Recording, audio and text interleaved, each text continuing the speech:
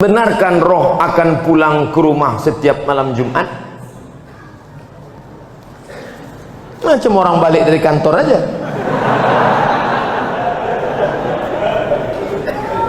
Roh itu tempatnya 3. Buka judul kitabnya Roh.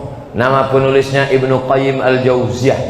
Yang pertama, letak roh orang baik-baik tempatnya Illiyin. Ruh orang yang jahat-jahat tempatnya sijjin. Yang ketiga, Allah kuasa mengendalikan ruh. Ruh bisa balik, ruh bisa masuk ke kubur, ruh bisa merasakan azab kubur, ruh bisa menengok orang ziarah. Tapi kita tak tahu kapan dia baliknya, harinya, segala macam. Kalau ada yang mengatakan roh balik hari Jumat, bukan hadis Nabi, tapi pendapat ulama, ijtihad ulama. Tapi pendapat yang kuat bahwa roh itu 3. Pertama, ditempatkan di Illiyin.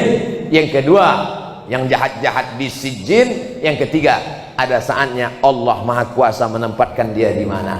Seandainya nanti tiba-tiba waktu Abdul Somad meninggal, ada jamaah masjid Al-Muslimin kerasukan, dipanggillah Ustadz Musdar Ruqyah. Allahu la ilaha qayyum la ta'khudhuhu sinatun wa la naum. Aku Abdus Somad. Betul kau nih, kata Ustadz Musdar. Kita sama-sama di Mesir dulu. Betul, jangan tanya lagi. Kalau memang betul, pernah ceramah dulu di Masjid Al-Muslimin? Pernah. Hari apa tuh? Hari Senin malam Selasa tanggal 26 malam 27.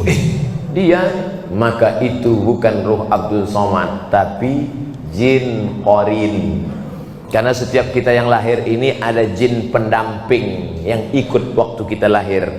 Jin saya ikut nih, maka ketika saya mati dia tak mati, dia hidup. Dia tahu kemana jadwal-jadwal saya, bisa ditirunya suara saya. Kalau memang betul kau Ustaz Somad, coba ceramah. Assalamualaikum.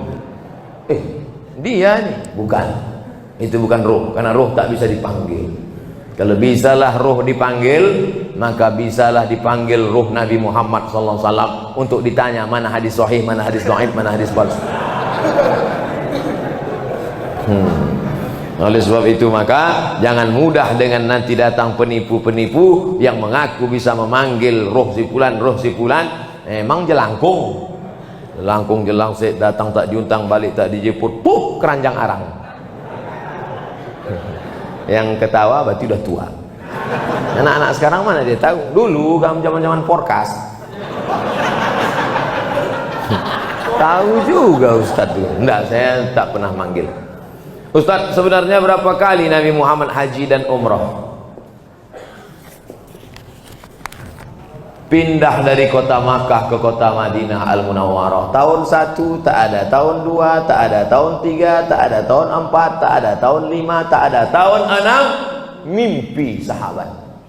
Pas paginya, ya Rasulullah, ya malam tadi aku mimpi. Apa mimpimu? Malam tadi aku mimpi kita melihat Nabi bercerita, sahabat pun meyakini. Malam tadi aku mimpi melihat kita tawaf, sa'i dan tahallul. Berarti itu wahyu dari Allah Subhanahu wa taala. Maka kalau begitu mari kita ke Makkah. Mereka pun ramai-ramai menuju Makkah untuk melaksanakan umrah. Tapi sampai di Hudaybiyah. Hudaybiyah ini 22 km sebelum masuk Makkah, dihadang oleh kafir Quraisy, tak jadi masuk. Maka disebut umrah itu umrah tak terlaksana, diqadha tahun ke-7.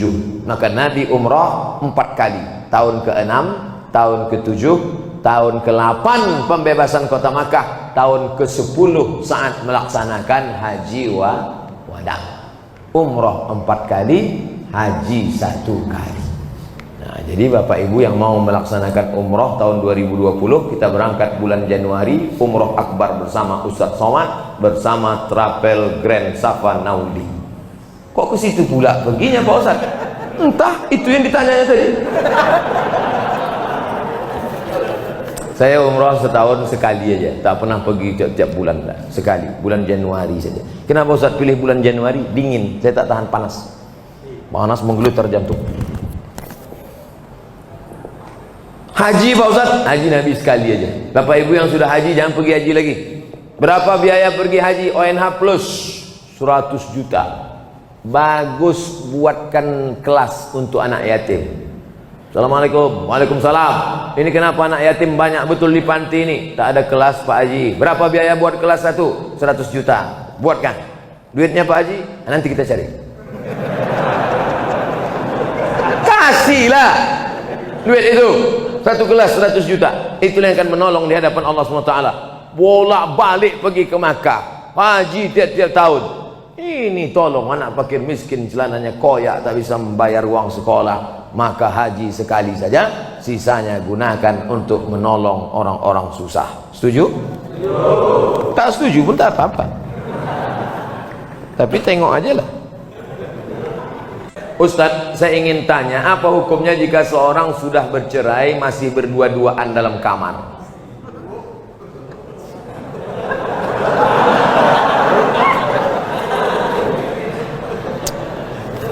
Laki-laki menjatuhkan tolak kepada perempuan, aku cerai engkau talak satu, maka dia masih satu rumah selama iddah 3 bulan, tapi tidak sekamar, hanya pindah kamar.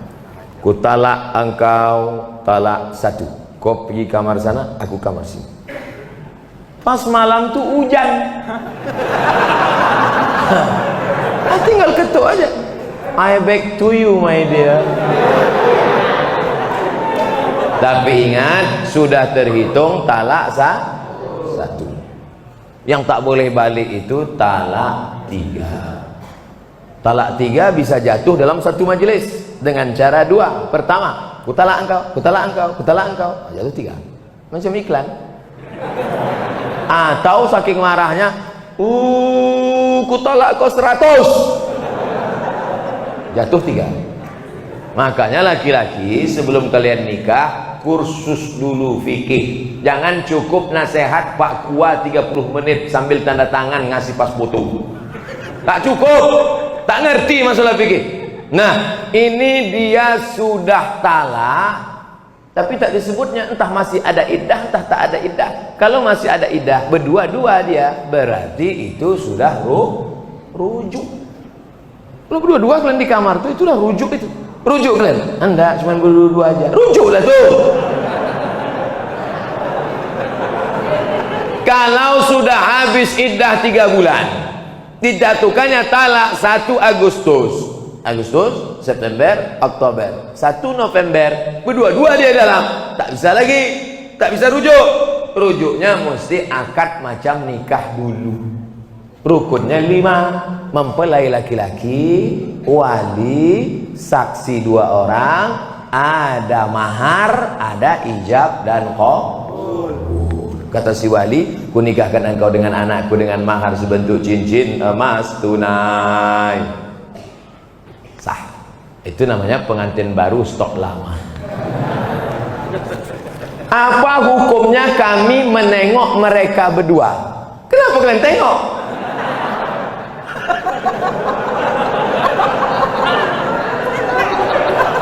Man ra'a minkum mungkaran, siapa di antara kalian menengok kemungkaran, falyughayyirhu biyadihi, robah dengan tangan. Kenapa kalian? Ini kalian udah rujuk apa tidak nih? Pakai tangan kan? Macam-macam kutu peleng mati kau nanti. Fa illam yastati, kalau tak sanggup dengan tangan, fa bilisani, dengan lidah. Kalian kenapa berdua-dua ini? Ada iddah atau rujuk atau cemana kalian nih? Kami udah rujuk Pak. Kenapa tak ngasih tahu? Segan kami Pak. Tak sanggup dengan lidah, fa biqalbi. Rupanya dia preman, bertatu, anting-antingnya aja sebesar lubang hidung. Tak berani dengan tangan, tak berani dengan lidah. Diam aja lah, macam orang pau.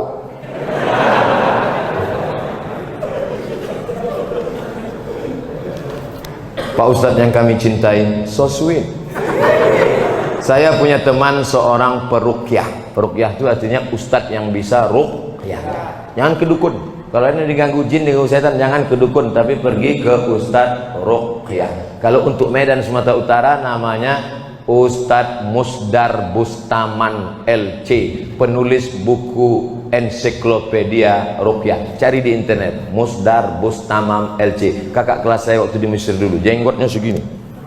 Belum dibacanya ayat kursi, baru nengok jenggotnya, sehat orang.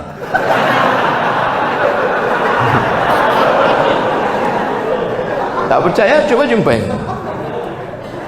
Tapi saya menengok dia jarang sholat, berarti dukun.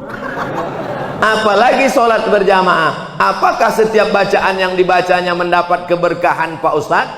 Maka casingnya ruqyah, tapi isinya berkawan dengan jin.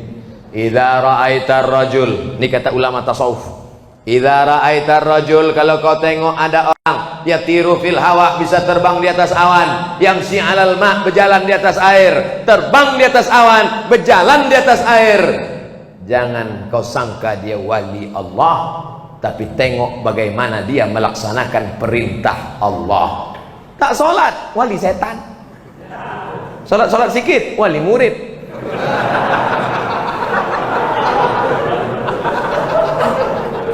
Jangan terpukau karena aneh-anehnya bisa dihilangkannya Pak Ustadz. Hebat dia Pak Ustadz. Datang kami ke tempat dia waktu STNK BPKB, kami hilang. Di mana hilangnya? Di kamar. Dipukulnya sekali lantai, ketepak, muncul. Siapa yang bawa? Jin. Dia berkawan dengan jin.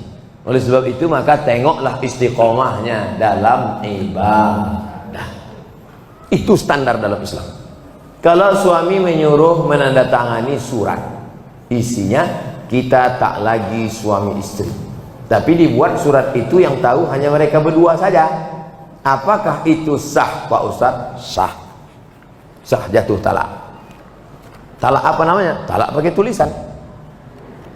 Tapi katanya mesti pakai saksi Pak Ustadz. Enggak, menjatuhkan talak tak mesti pakai saksi.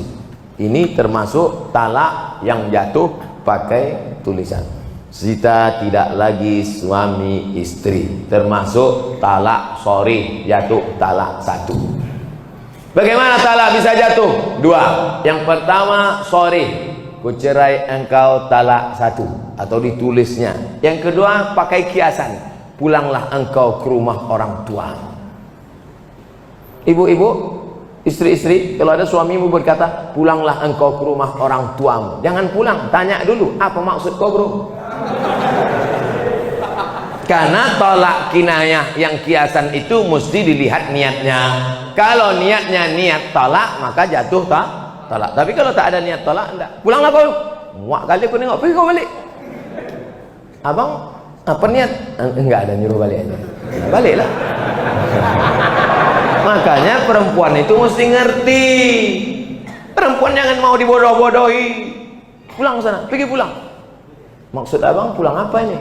Enggak, maksudnya pulang liburan aja. Baliklah.